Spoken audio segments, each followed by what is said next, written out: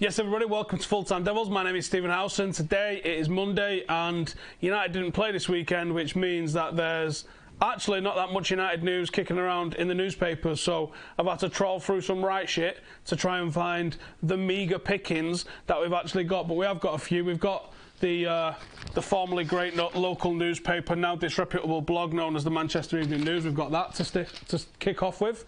We've also got the Daily Star, which does have a little bit there on United as well. And there's a bit of a decent interview actually in the Mail by Pete Jensen, who I don't know if we can actually zoom in on that. I don't know if it will work. But it's got the maddest profile picture I've ever seen from a journalist in a newspaper. And I'll be reading your comments as well, so get some of your better comments down in the comments below, and I'll come to them in a sec. But like I said, let's kick off with the MEN. In fact, Joe, should we kick off with the Arsenal result? The Arsenal result now means that there's literally 3 points separating 4 places from 3rd down to 6th, essentially, isn't there? I honestly think that United can really squeeze in here. I think that we take points off Chelsea, we get above them, but in the meantime, I honestly think that we can really do this. Arsenal messed up there by not getting 3 points away at Everton. We've obviously got them to play ourselves. I think we can do this. It's not in our hands, but I think we can do this. I believe Spurs and Arsenal will slip up, and whether Chelsea slip up or not, we play them, so they're in our hands. It is in our hands to get ahead of them. We just got to hope that the others can do that. And Arsenal have been terrible away from home, and they've got 4 away games in their remaining 6, so it can be done. We can get that top 4 trophy that so used to belong to Arsenal all the time. Anyway, so this is the formerly great newspaper, now disreputable online clickbait blog, which is the MEN. This is Joe Bray, and he's saying Paul Pogba will stay at United past this summer if he receives a pay rise, reports claim. The Frenchman has been linked with a move away from Old Trafford this summer, returning Real Madrid manager Zinedine Zidane praised him in recent weeks. It's now claimed Pogba is prepared to stay at the club, but he wants financial parity with Alexis Sanchez. This is the problem, man. With what we did with Sanchez, there's now an issue that right across the board, everybody's going to want the same sort of wages that Sanchez is on. Can we shut the back door for us? And that's the issue for us, is that because he's on so vast wages, David De Gea can go and say, I want that sort of cash. Paul Pogba can come and say, I want that sort of cash. Every single player that we consider top tier at United can go and say, I want the same sort of money that Alexis Sanchez is on. Look what I'm doing. Look what he's doing. How's that fair? At the time, I was happy. I mean, yeah, I wasn't really asked about the wages that we was going to be paying the guy. I was happy that I thought we was getting a top-class player. Now, that player hasn't turned out for United more than once or twice, and even that was against Burnley. So, we've not really got what we thought there. United would be best off cutting our losses and getting rid of Sanchez if we can find someone to take on those astronomical wages and then start to implement a more sensible wage structure. Because United are at a crossroads right now for me. We either go, all right, yeah, fair one. You're worth the same as Alexis Sanchez, if not more, Paul Pogba, David De Gea. Anybody else that starts banging in a few goals and decides that they want that as well. And you go down the route of every mediocre player starts getting 500 grand a week. Now, yeah, not our money. United can possibly afford it. But then it becomes a problem. And the problem that we get is that when you see the likes of the Deadwood, like Chris Smalling, Phil Jones, Ashley Young, to name but 3, even Rojo, you can't move them on, because you've given them such crazy wages. That's the issue when it comes to paying ridiculously big wage fees. If you start paying big wage fees and start giving out 4 or 5 year contracts, when that player drops, you've an obligation to pay that guy until the end of his career. And when people look at Sanchez, okay, now he's injured, but he wasn't exactly first choice anyway, was he? So when you've got not first choice players on £500,000 a week, whether that's completely accurate or not, he's on a big old fat wedge. You don't worry about the rent at the end of the month, put it that way. Then you've got people quite rightly being able to say, well, if he's even garbage players said, if he's worth 5, I'm worth 1, or I'm worth 2. Know what I mean? Then you've got a problem, because when it comes time to move those on, your player just quite rightly go, well, I've got a contract, so how about I just sit on my hands and you pay me? Big issue. So even though there's probably a lot of truth in that, I don't, for once, I think the MEN are probably correct in what they're saying. I mean, it's not exactly groundbreaking what they're saying, but I think United are at a crossroads where we go left and we say, sling it, Sanchez, and implement a proper wage structure. That still might end up with David De Gea and Paul Pogba being top of that wage list. But it's one where you can actually implement some sort of a structure. I mean, Roy Keane famously broke the structure because he wanted 50 grand a week around about the year 2000. And he got it. And he was worth it. It was Roy Keane. But there was a big stink at the time because United had a wage structure in place that they refused to break. Maybe it's time to get that sort of, I don't know what the word is, tight, for want of a better word, that sort of planning in place, should we say. So that's the first one, Paul Pogba. Keep getting your comments in and I'll come to these as and when. Andrew says we'd have to spend 300-400 million to compete this summer. I don't think that's the case. I think you can actually go and do some real sensible buys and probably not even spend 100 million and dramatically improve that side. There's some out there, you know. We are paying wages like Chinese clubs. You're not wrong. Charles says United didn't need Sanchez in the first place. We got him to prevent City from having him. It's a bad decision. I think you could make a case for us having him, but not on the left-hand side where he ended up being played. If it was to play central or right, you can go, all right, yeah, I can see that. But he's actually ended up being playing on the left, and that's just messed everybody up in it. Do I think we should let City beat us so Liverpool don't win the league? You'll have to ask me closer to the time. I'm flip-flopping on this left, right and centre. Would I give Pogba the money or De Gea? That's the decision, isn't it? De Gea's the obvious choice, but yeah, it's tough. Do I record Chapo Monting had a bet on last night? Do you know what? That is a fishy-looking, I was going to say goal, but it wasn't even a goal, was it? I mean, he pulls it back. He pulls it back, doesn't he? Let's be honest with ourselves. He pulls that back. Don't care if you watch it in full speed, slow motion, 4K, VR, or if someone's showing you a brass rubbing of it down the pub. He pulls that back. Something well suspicious going on there, allegedly. I guess I'd have to throw in just for the sake of it. Right then, so this is in the Daily Star.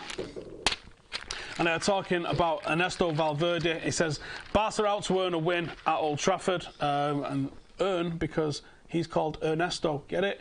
Garbage. What makes you think that they got... It's like 11-year-old sense of humour, innit? People who write headlines in newspapers definitely watch Mrs. Brown Boys and laugh. Right, Ernesto Valverde is targeting a win at Old Trafford after Barcelona's warmed up for Wednesday's Champions League clash with a 2-0 win over Atletico Madrid. Luis Suarez and Lionel Messi struck in the final 5 minutes after Diego Costa had been sent off in the 28th minute for abusing the referee. The win moved them 11 points clear at the head of La Liga, and boss Valverde said, "This match against United is a classic European football. Barcelona have never won at Old Trafford, and I believe we are going to try and change that." There's every chance you will change that. They are a powerful team. They are going through a good run. Even if they lost, even if they lost their last match, well, we've lost 3 out of the last 4. Let's get it right.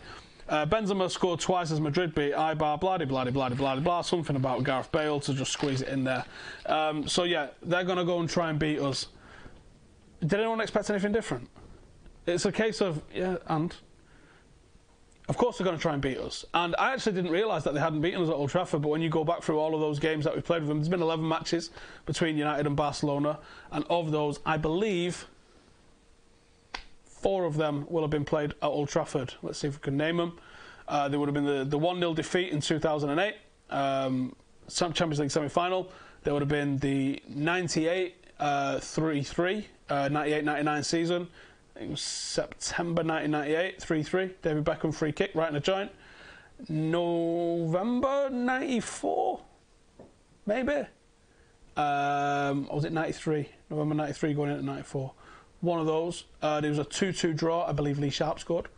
And then there would have been the 1984, March 21st, 1984, where we beat them 3-0, having to beat them 3-0 to get through. That was Maradona's Barcelona. So, yeah, Barcelona have not beaten United. They've managed to get 2 draws and 2 defeats. Would you be looking at them beating us this time around? Absolutely. But I take a draw to still be in the fight, going back to the new camp, because then I do think we've got a chance. I think winning might be a bit bad because they'd probably come absolutely balls to the wall for us, and I don't think we could handle that. I think just being in the fight a little, well, not even to the state we was with Paris. I think being in the fight might be the best position for us to be. I think beating them here would probably unleash hell on us when we got to the new camp next week, and we don't need that. Let's see what you guys are saying in the comments. We beat Barca already. I'm from the future. Sound. Ryan says, I'm waiting for Chris Smalling to apparently destroy Messi. Fancy him coming out and saying, I've got the secret for how to stop Messi.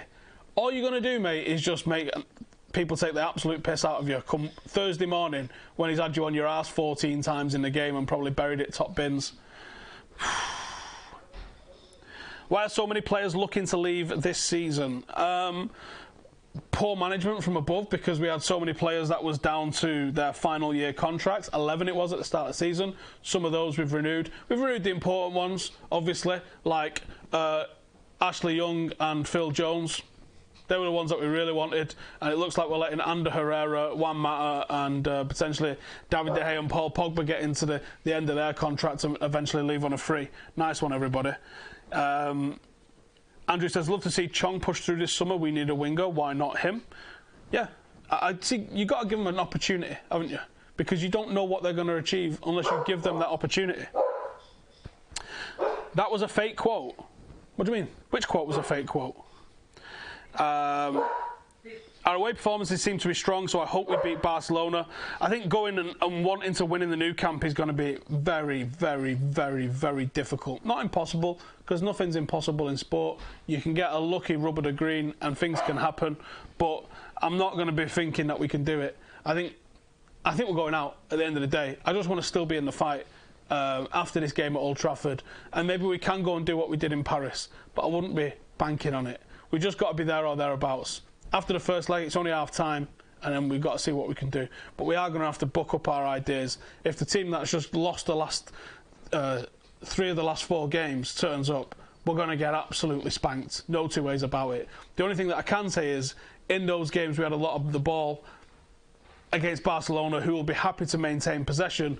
That could play into our hands a little bit, but we're definitely going to have to be clinical. We're definitely going to have to move the ball forward very, very fast, and we're going to have to get the chances and take the chances when we get them. It's going to be well hard. Smalling quote is fake. Really? I thought Man United reported it. Do you know what? I don't allow fake quotes in here. I will go and have a look if that's a real quote from Smalling or not, and if it isn't, then I totally stand corrected. Varane says we'll get neither Varane nor Koulibaly. We've reached a stage in world football where we deserve them. We haven't reached a stage in world football where we deserve them. United haven't reached a stage in world football where we deserve Koulibaly. What flavour of glue are you sniffing, my mate? Citro says we can beat Barca 2-1 but also get hammered 4 or 5-0. That's our club at the minute. You're not wrong. You're not wrong. You are absolutely not wrong. See, Varane, I don't buy at all. I'm just waiting for Varane to sign his new deal, and then that'll be that. Mohammed, I can't believe we aren't making a bigger deal about the De Gea contract situation. Am I the only one really worried? He deserves everything he wants. Yeah, he probably does, to be honest. Oh, Smalling tweeted that is fake. All right, fair play. He probably does deserve everything that he's had so far. I think it would only be fair for him to be one of the highest earners at the club, especially when he was winning Player of the Year season in, season out. We need a better management at the top of the club. Someone that's looking over this. A director of football. How's that for a bad idea?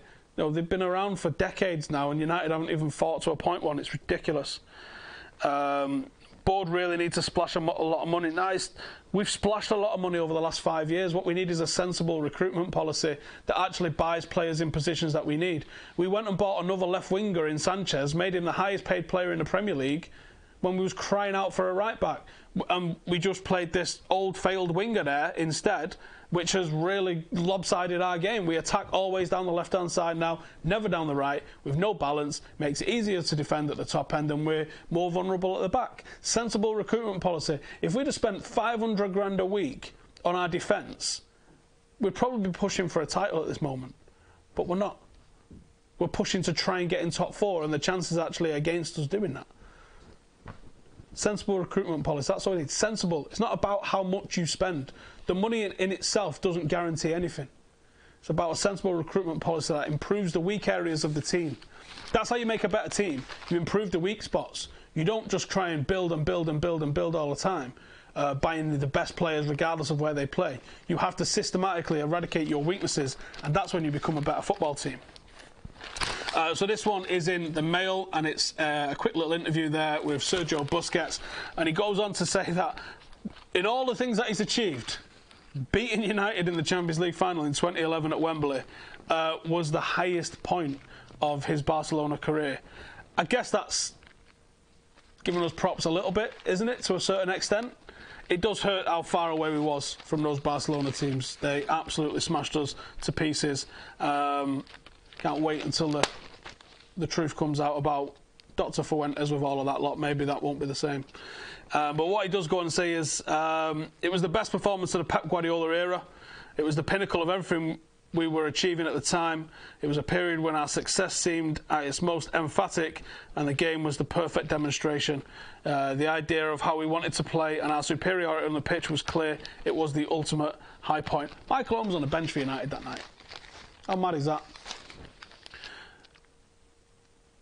Barcelona midfield, Xavi would later say that Wayne Rooney had told him with 10 minutes left, that's enough, you've won.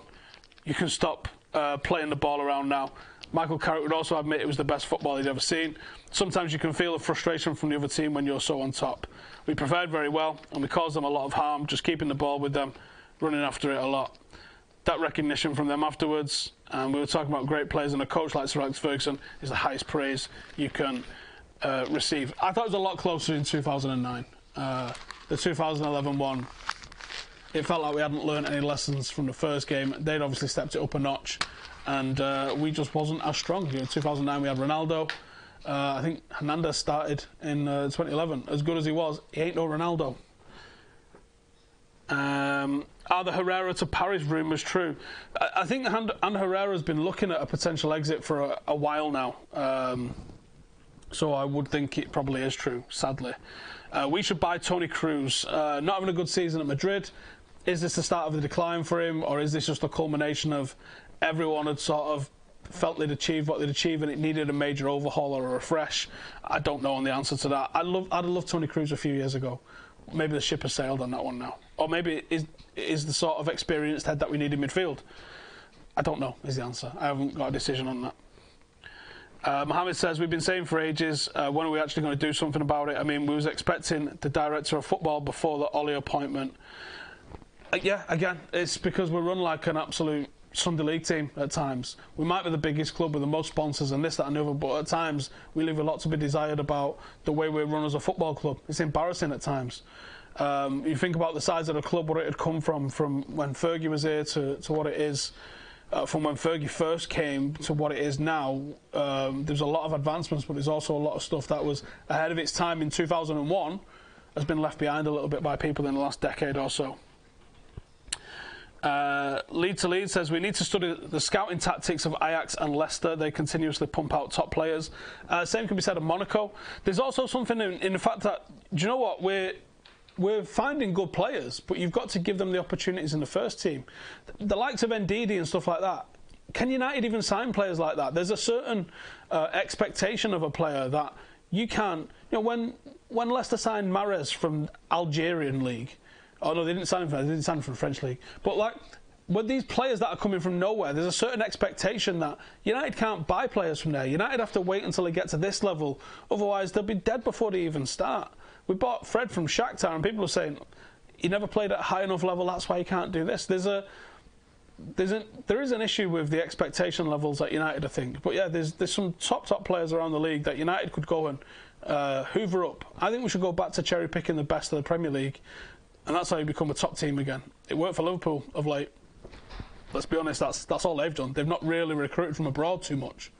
A lot of it's been internal in the Premier League that's done them so well. Would I like Declan Rice? I don't get the hype around him, if I'm being totally honest. Snag and Ndombele from Lyon.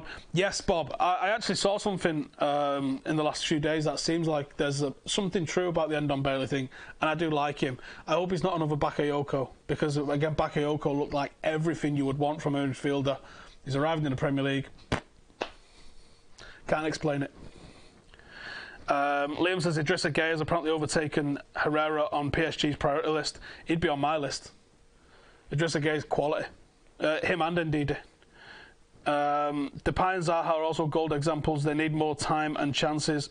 Yeah, to be honest, like Zaha, to a certain extent, Zaha didn't get the chances. Zaha doesn't produce for me enough for Crystal Palace. He's a good player, but I think his level might be Palace or just above Palace. I don't think he's the sort of player that's going to take us to the next level. What do I think we can realistically expect from next season? It depends on how the summer goes. Last summer we came second, City went bananas, and United went, let's buy a third choice goalkeeper, a backup right back and a midfielder that may or may not play. We needed first choice players that would come in and command a starting place, and we didn't do that. That's what we needed. We didn't get it. We still need it this summer. That's what we definitely got to get.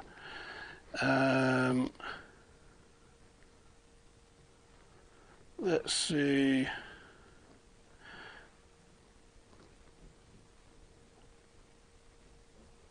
What do I feel about De Ligt? I'd love De Ligt. I would absolutely love him. He's a fantastic player and a leader, even considering his age. He's not a potential. He's a right here, right now, and he's a phenomenal footballer. I just get the vibe that he's going to go Barcelona with De Jong. Bakayoko's having a mad season at Milan. Again, it's just sometimes the Prem doesn't work for people. Amit says we won't win the Prem unless the exit door is shown to Smalling and Jones. Can I add someone else to that list as well? You know who?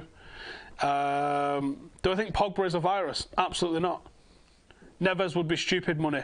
Yeah, Neves probably would be stupid money, but sometimes they're worth it if they're going to work for you. You could drop Ndombele and Neves in, and you would probably see us start to play a slightly different style of play than we play at the moment, but I think it could work. I still think they probably need someone alongside them, but you could probably play them two as the two in a 4-2-3-1 and see a really good United on the back of that, I think.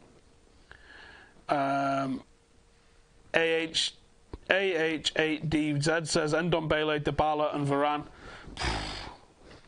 Dreaming that, mate. I don't think we're getting anywhere like that. And like, where's Dybala going to play? I really don't get that one. What do I think of Ruben Neves? Love the guy. How many players can we buy in a 200 million budget? You buy 200 if you buy them all for $1 million. And a striker that can finish. We've got strikers that can finish. Does Old Trafford need an overhaul? It needs a baby wipe. You look at the place and you're standing on the forecourt at a minute, there's moss all hanging off the underneath of it. You're like, how much is it to go and hire a Karcher and get that shit spraying off? It's looked like that for years. The Glazers have neglected the ground.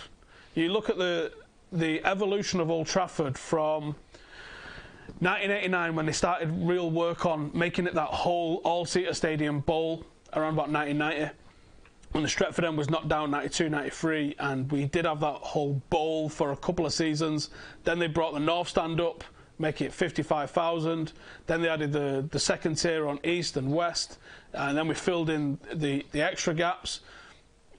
I can't remember when the work on that was finished. I think it was 2006, 2007, somewhere around then. But essentially there's been nothing else happen in the ground since then, and it's such a long time. Why haven't we started work on a South Stand? Why haven't we elevated it to be complete bowl all the way around? It's one of the biggest, but is it one of the best? I think you can be asking questions about that. And why don't we have an academy stadium? We pride ourselves on having the best academy in English football, probably one of the top 5 in the world. Yet we play at a rugby ground over in Leigh, miles away. That's really inconvenient to get to, and we often play on the same day that the first team are playing, which means that it's an absolute ball bust to get from one to the other if you want to watch both matches in a day. Why isn't there either a city centre or Old Trafford location where the academy play? Call it the Jimmy Murphy Stadium, call it the Duncan Edwards Stadium, call it whatever you want it, yeah? Eric Harrison Stadium. United have got this massive long history of academy, and we don't have anywhere that our academy can call home, and some tin pot clubs do. So for me, that's something that United should look into. The Glazers have got to put their hand in the pocket and do something about that. The land's there, where Old Trafford is. You could absolutely do something on the same plot of land that Old Trafford is. And how mint would that be? Get down there at 11 o'clock, watch the academy game, United Liverpool, like under 18, something like that. There'd be about 4,000 or 5,000 Reds there, wouldn't there? Loads of us. And then head over into the main stadium for the first team at 3 o'clock. That's a top day out for anyone. And the academy get used to playing in front of a decent crowd. They know that they've got fans that have got to support them. Why don't we do this? you could probably, like, you can't sell the naming rights to Old Trafford, and fair play. I like that. I like that you can't, because people would absolutely riot. But to have an academy stadium, call it the Chevrolet Arena if you want. No one gives a shit. It's a brand new thing that's just for the academy.